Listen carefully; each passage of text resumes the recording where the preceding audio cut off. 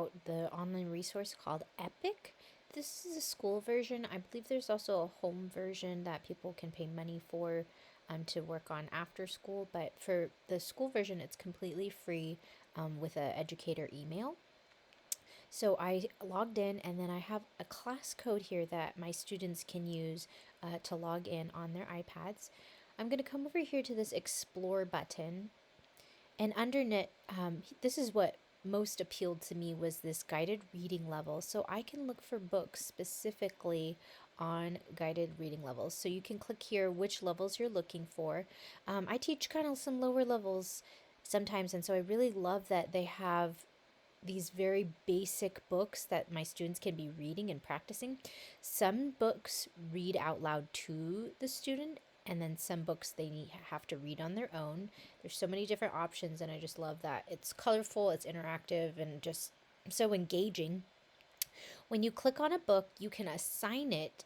You can read it out loud. So I could project this on my smartboard. We could read this book together as a whole class. I could read it as a small group. I can also assign it to specific students, or I can assign it to my whole class. And then I can have like a start date and a due date. There's also a quiz that we can add to the end of the book to be checking comprehension and making sure they are reading.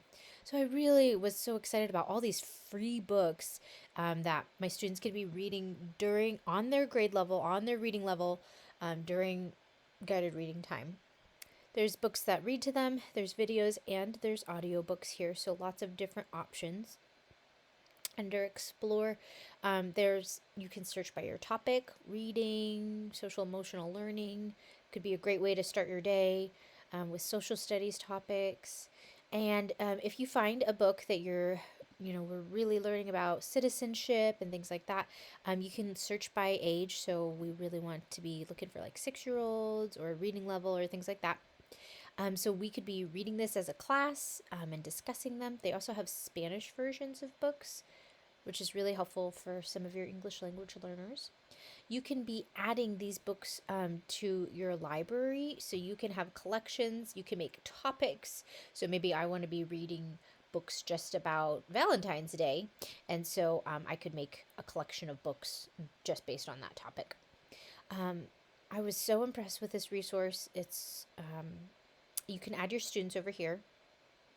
You have a roster, and then you can invite parents and things like that.